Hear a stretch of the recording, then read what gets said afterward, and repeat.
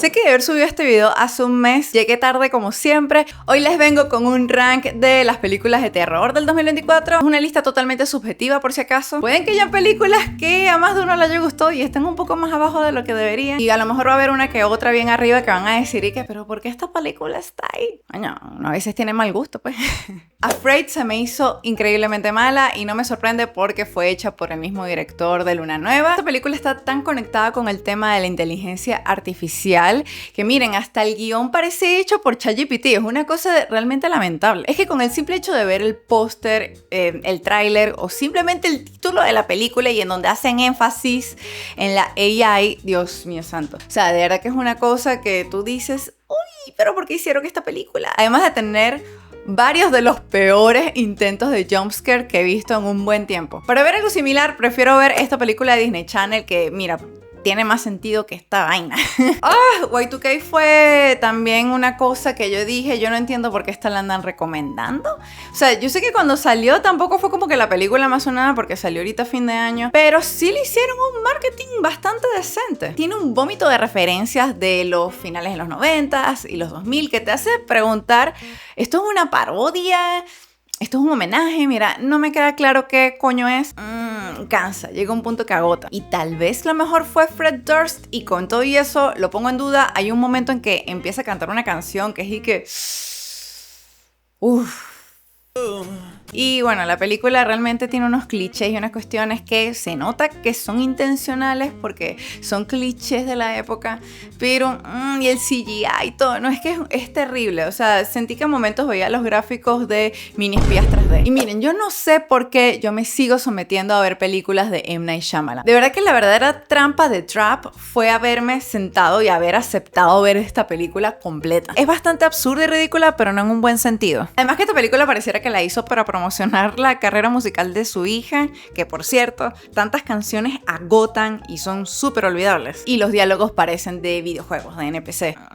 Stop Motion es de esas películas que mientras la voy viendo las voy olvidando. ¿De qué iba? No recuerdo. Tal vez me despersonalicé, quién sabe. Se me hizo bastante tediosa, aunque lo visual sí se me hace bastante rescatable. Y me gustó esa idea de que se contrastara la realidad con todo el tema del stop motion, porque bueno, es una película de una tipa, una chama que, hace stop motion.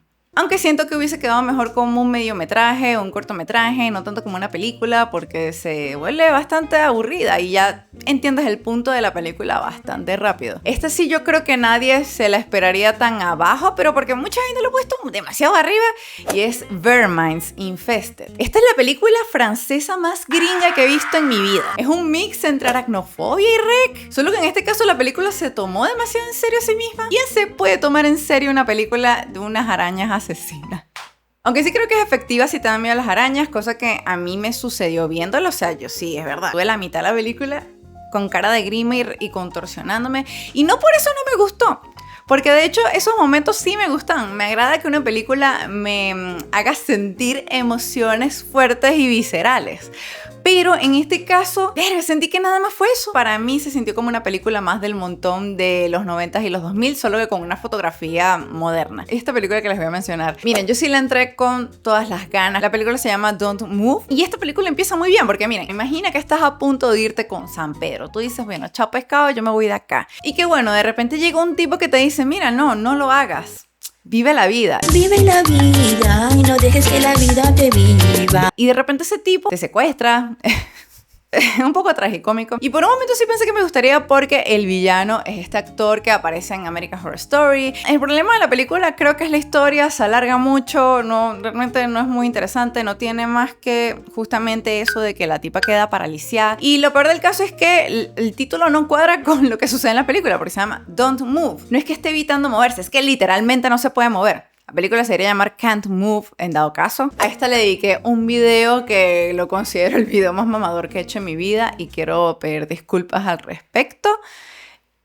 que ni James McAvoy salvó esta película. Cambiaron muchas cosas que personalmente no me gustaron y siento que la película perdió todo el punto del original, cosa que no debería suceder en un remake. Y ya me voy a poner otra vez intensa con la película porque me empiezo a molestar. También vi Abigail, que a mucha gente le encantó. Y miren, yo no sé si es que mi sentido del humor ya se fue a la mierda, yo no sé si es que estoy ya muy vieja o qué, pero la gente decía que la película era muy cómica, que era muy divertida y que los personajes sean estúpidos y ya, para mí no es suficiente para que una película sea cómica. Sí hubo uno que otro momento que me gustó, no voy a decir que la película es totalmente una porquería porque sí tiene cosas bastante rescatables, además de que fue dirigida por los que hicieron, ¿cómo se llama esta película? Ready or Not, que es buenísima, o sea, a mí me encantó Ready or Not, yo me reí muchísimo con esa película, el final es lo máximo. Lo que más me gustó de hecho fueron los momentos de acción y de gore, y bueno, obviamente el final, el último acto, que es muy exagerado, eso me gustó bastante, digamos que visualmente, y que bueno, la película sí tiene como un giro, pero el hecho de que todo el marketing fuese alrededor de la niña bailarina vampiro y que de paso asesinara con sus pasos de baile, mire. Y esta creo que la van a estrenar próximamente aquí en Chile en estos días, o si no ya la estrenaron.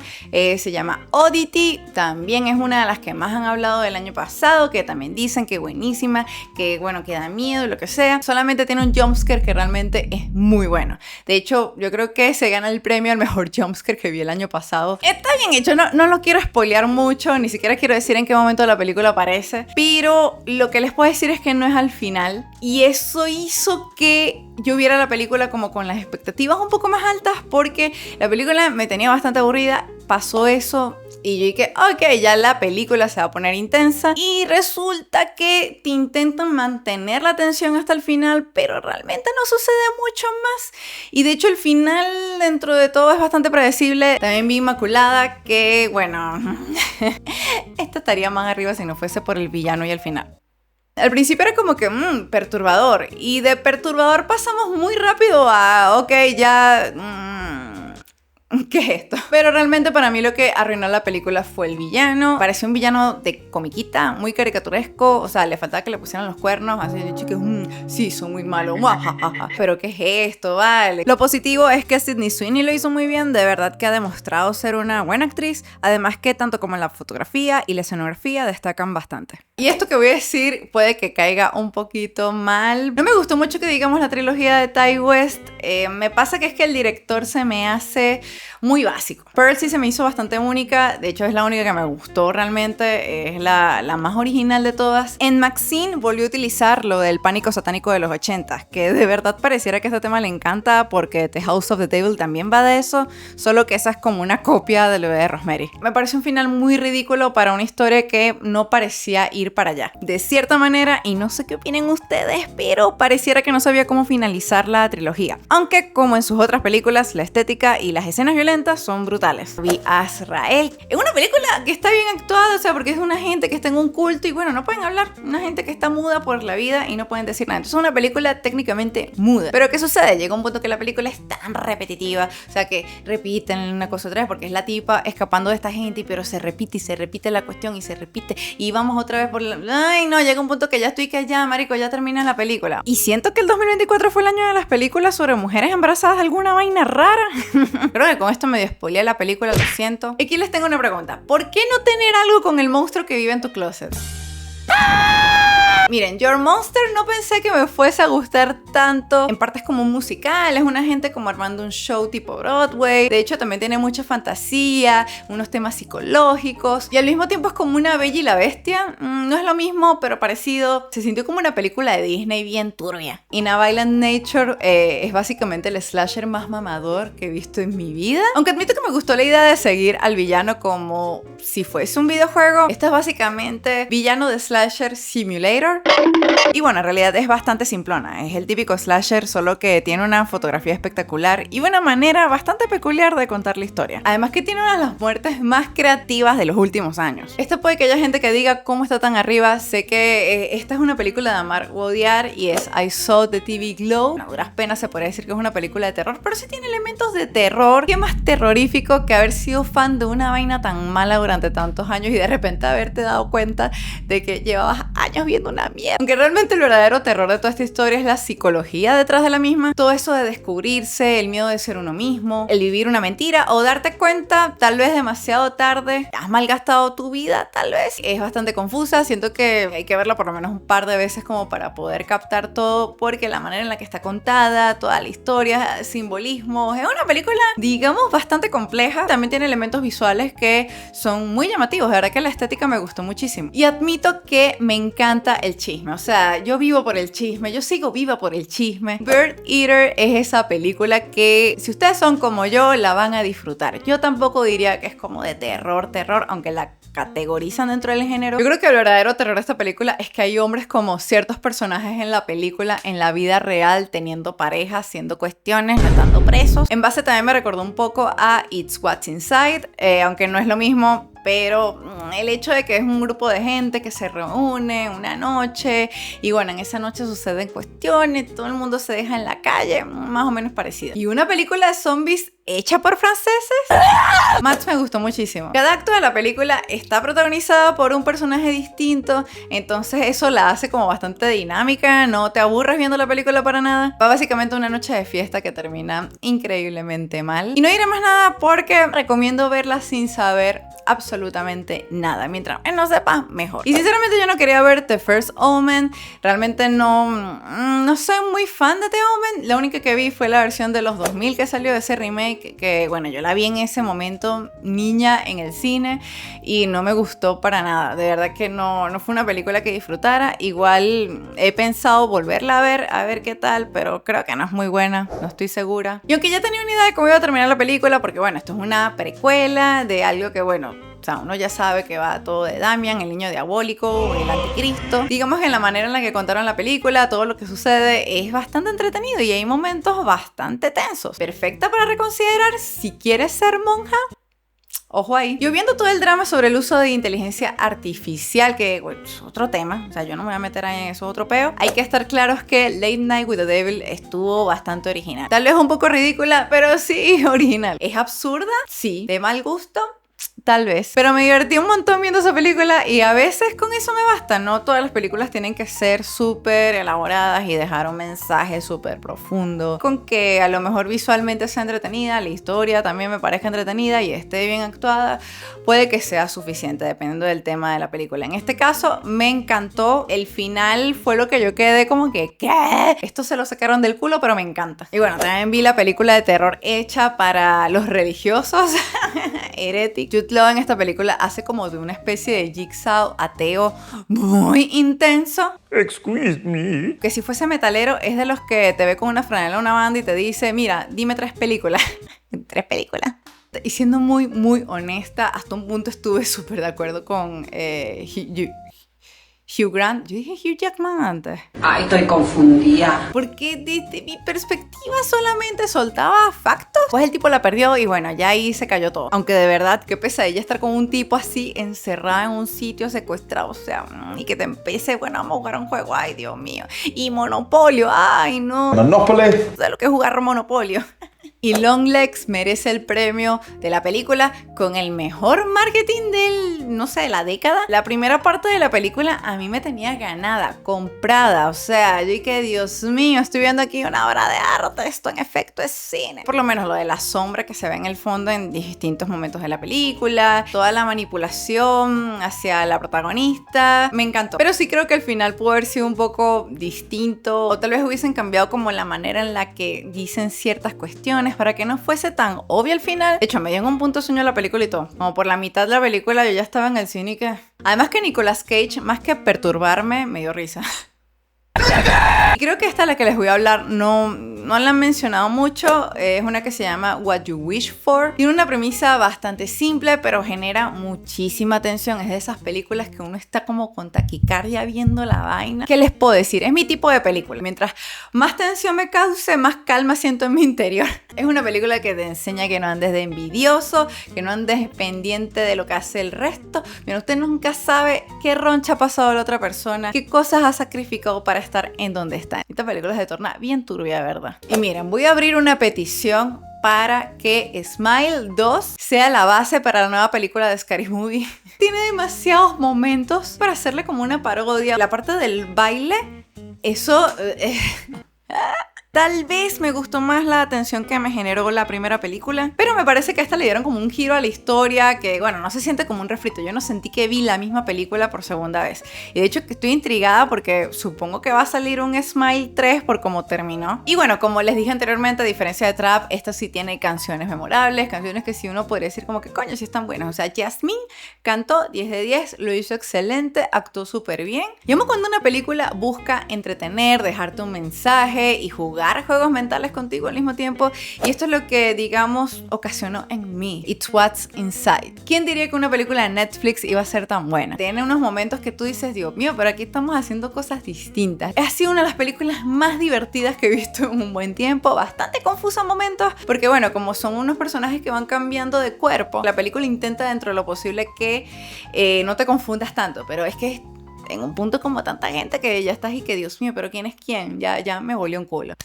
Aplausos. Y esta película la podría denominar como La isla de Epstein y las fiestas de P. Diddy, la película. Primero que nada, odié el póster. De hecho, gracias a ese póster casi no la veo porque parecía otro tipo de película. Y segundo, dirán lo que quieran de los Nepo Babies, pero Zoe Kravitz hizo un excelente trabajo. O sea, para hacer su primera película, de verdad que es una cosa, mira, brutal. Me parece que tiene muchísimo talento como directora. De hecho, me ha gustado más como directora que como actriz. Esta es una película tan divertida como horrible, que me dejó dudosa, pensativa, preocupada. Porque ¿qué experiencias ha vivido esa pobre mujer para haber hecho esa película? Strange Darling se me hizo una película muy original, tiene una narrativa única. Seguimos la historia de una manera no lineal porque vamos cambiando como de capítulos, pero hacia adelante, hacia atrás, y uno tiene que ir haciendo como toda la conexión. Lo loco es que la película empieza como la típica película de persecución del gato y el ratón, una mujer siendo perseguida por un hombre, pero el giro que da la historia y toda la crítica que tiene alrededor de ese plot twist, hasta cierto punto se siente como un regaño. De verdad que me encantó. Hay gente que empezó a sacar la película de contexto y a decir otras cuestiones. Siempre hay gente intensita en internet que bueno, se van como por otros lados, y bueno, hay una gente que está diciendo que era una película misógina, machista y que retrataban muy mal a la mujer. O sea, es una cosa que tú dices, bueno, pero no entendiste de qué va el asunto. Era que no lo entendiste, nada que hacer. Y bueno, esta puede que me digan, amiga, ¿qué estás haciendo con tu vida? ¿Todo bien? ¿Necesitas ir a terapia? ¿Necesitas un psiquiatra? O sea, ¿qué tal tu vida? Terrifier 3 es bastante cómica, al igual que la segunda. Me reí muchísimo. También al mismo tiempo me asqué muchísimo. O sea, porque ciertamente que da risa por las reacciones de Art. Igualmente es una película muy explícita y grotesca que de hecho sorprende que la pasaran de lo más casual en el cine como si fuese un slasher común y corriente. Además que el maquillaje FX siempre ha sido de esas cosas que me han llamado la atención. De hecho, yo hasta hice un curso una vez. O sea, una parte de mí quería dedicarse un poco a eso, cosa que, bueno, no pasó. Al igual como tampoco me pude dedicar al cine por diferentes motivos. Me encanta lo que pueden lograr con eso, lo falso que se ve. Y bueno, con esta entrega, Art se terminó de convertir en un personaje icónico del cine de terror. Igual hay que estar claros que en general esta saga no tiene una historia muy elaborada ni tiene las mejores actuaciones aparte de David Howard Thornton y uno que otro personaje, pero en parte me fascina porque admiro bastante al director debido a que se ha mantenido fiel a su proyecto y ha mejorado en el proceso. Y miren, Nosferatu, ¡ay, el Nosferatu! Yo intenté ver la versión original hace años cuando estaba estudiando de visuales y no pude, de verdad que me quedé dormido. O sea, la película iba por 15 minutos y yo, Dios mío, pero esta música y esta cuestión, ¡ay, no puedo! Yo de verdad que no tolero mucho las películas muy antiguas, me dan mucho sueño, pero esta nueva versión me pareció fascinante. Definitivamente Eggers tiene un buen gusto por los caballeros. En esta película mi yo adolescente y mi yo actual hicieron las paces por primera vez. Qué película tan espectacular. Me encantaría tener colgado en las paredes distintos fotogramas porque qué belleza. Es una película bastante oscura, toma bastante del expresionismo, es bastante deprimente. De hecho, terminé con ganas de llorar. Yo decía, ¿cómo esto me da tanto sentimiento? Raro. La actuación de Nicholas Hoult es buenísima. De hecho, todos actuaron de una manera no se me hizo lenta, que hay gente que dice que no, que la película se siente infinita. A ver, que yo no la sentí lenta. Yo no sé, no se me hizo particularmente lenta. De hecho, se me hace más lenta de Beach. Además que a Bill, imposible reconocerlo. O sea, ¿de verdad era Bill Skarsgård? ¿Realmente era él? El bigote de verdad me descolocó muchísimo viendo la película y me desconcentró de una manera que chiquilla, pero ¿por qué tiene bigote? O sea, el Nosferatu no era como un pelón, era como un poco distinto, pero con los días lo he aceptado. Al principio me dio un poquito de risa. Y de número 2 tenemos a Alien Romulus. Hay una gente que la amó, hay una gente que la odió. Aunque yo crecí viendo Alien Resurrection. Y yo llegué a ver Alien 1 y Alien 2 también de niña. Digamos que no me encantaron tanto como me gustaban cuando era niña. Diciendo esto estoy entrando en campo minado. Ya me van a decir, si usted no sabe nada de películas, usted no sabe absolutamente nada. Sí, como diga. Alien Romulus la vi en una sala 4DX y por eso creo que está también muy arriba, porque ha sido una de las experiencias más divertidas que he vivido en un cine. A mí que fue una modernización de la franquicia y bueno, que obviamente... O sea, yo no tenía dudas de que la película iba a ser buena porque fue dirigida por Fede Álvarez. Y de hecho, de todas las de Alien, esta es la primera que realmente me causó tensión. O sea, yo estaba en el cine en un punto como un gato. Y el androide neurodivergente, Dios mío, denle algún reconocimiento a ese muchacho porque lo hizo demasiado bien. En varias ocasiones me dieron como ganas de llorar su personaje. Pobrecito, me daba cosita. Además que ciertos temas que tocaron resonaron conmigo, particularmente el tema de emigrar, de buscar nuevos horizontes, pero que igual las cosas no salieran exactamente como las tenían planificadas. Me pasó. Lo único negativo fue el robot de bajo presupuesto. Ese CGI de verdad que se vio horrible, se sintió súper innecesario. Ya basta con el tema de la nostalgia, ya es fastidioso realmente. Y de primera, mi película favorita del año pasado es The Substance. Tenía rato que no veía una película de terror que me dejara tan impactada y que yo dijera, wow, las 2 horas y 20 más o menos que duró la película se me fueron volando. Yo no sentí que duró más de 2 horas. Me encantó que esta película fuese también un mix entre ciencia ficción, terror, comedia, drama, o sea, tenía de todo. La escena de Demi Moore maquillándose y restregándose la cara, qué vaina tan desgarradora, súper triste. Es un tema que de cierta manera resuena con todas las mujeres, sobre todo porque el valor de la mujer desgraciadamente recae en el físico y por ende en la edad, cosa que es bien injusta, pero bueno, este tema se explora a lo largo de la película, siendo a su vez una crítica a los estándares de belleza tan absurdos que se han impuesto y a la hipersexualización. Además que el body horror, la calidad de los efectos especiales me encantó. Y para no extenderme mucho, básicamente The Substance se convirtió en mi Barbie y qué bueno que se esté ganando premios, que se estén ganando reconocimiento y que la gente esté hablando de esta película, porque el cine de terror siempre ha sido súper negado, olvidado. Cuéntenme ustedes cuáles fueron sus películas favoritas del año pasado, cuáles son las que ustedes dicen, mira, esta película es una mierda, cuáles me faltaron, porque sé que me faltaron algunas. Y eso, gracias por ver. Chao.